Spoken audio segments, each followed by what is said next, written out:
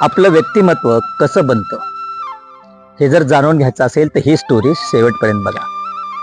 एकदा एका मुलानं आपल्या गुरूंना विचारलं की मी माझं व्यक्तिमत्व कसं बनवू.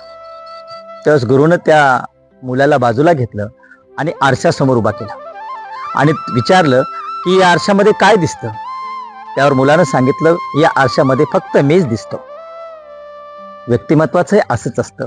आपण जसे असतो तसंच आपलं व्यक्तिमत्व आपल्या आयुष्यामध्ये समोर आलेलं असतं. चांगले विचार, चांगले शब्द आणि चांगलं वर्तन आणि मजबूत व्यक्तिमत्वासाठी ह्या गोष्टी महत्त्वाच्या असतात.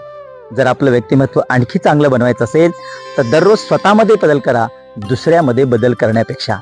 कारण आपला एक विचार आपण दररोज जर बदलला तर नक्कीच हेच व्यक्तिमत्व उद्याच्या जगाला एक आदर्श व्यक्तिमत्व म्हणून नक्कीच एक दिशा देईल.